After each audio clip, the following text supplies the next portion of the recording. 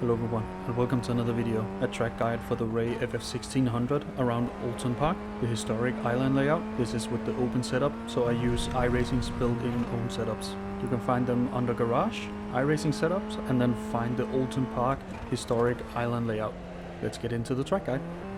For turn 1, you want to be all the way to the left. My braking marker here is the banner on the left. I brake to about 60% and then I quickly get off the brake again. I apex in the later third of the corner. Once I get close to the curb, I will go on full throttle.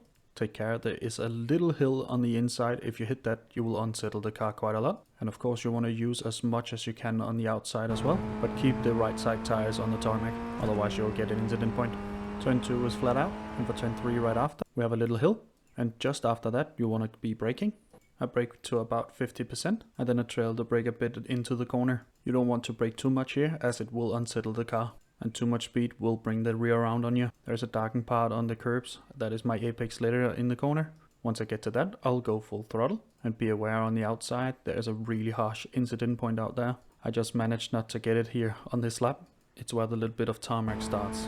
Turn 4 is one of those corners where you can lose quite a lot of time, and it's easy to lock up as well. My braking marker for this one is kinda hard to see. The white line on the left goes a little bit more solid. Where that happens is my braking marker. I brake really hard, nearly 100%. I do actually hit 100%. And then I trail the brake all the way to the peak of the corner. I do turn in a little bit later to straighten the exit. That allows me to get on the throttle a little bit earlier. And that is important because we have a long straight after this one. Once I get to the curb, I go full throttle. And then you want to make it as easy as you can on the car. So open up your steering and you can use all of the curb on the outside as well. As you can see, we're on the longest straight on the track here, so that's why it's important to get a really good exit. But make yourself ready, you need to be brave for turn 5. For turn 5, I use this curb here on the left as my braking marker. I like quick touch on the brake to about 40%, and then you want to leave it in 4th and aim for a little part of a curb on the inside. The car will take a little bit of air, and you want to let the car coast. Once you feel the car getting grip again, you can go full throttle. Just be aware, it's really easy to overdo this corner and you will end up in the wall. Or make an amazing save. Turn 6 and 7 will be full throttle. You'll feel the car slide a little bit going through turn 7. Once the car settles down is where I brake to about 60% and then I trail the brake all the way to the first curb. I don't have a clear braking marker, so I found myself just feeling the car when it's ready to brake. On the first curb you want to apex it really late, and the second one I apex around the middle. Once I get close to the first curb, I will go full throttle. And if you get it right, the car should be able to hit it on the second curb as well. And then you can use all of the outside curb here on the left.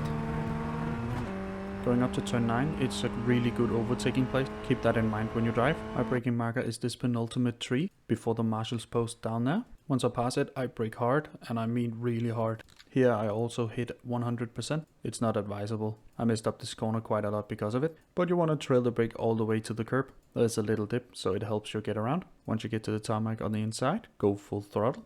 Then you want to be careful, but you want to use all of the curb on the outside.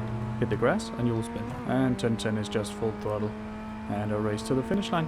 That's my lap around Oulton Park. Hopefully it's helped you. If it did, leave a like down below. Consider subscribing as well. Thank you to everybody who has subscribed. And now for the uninterrupted hot laps.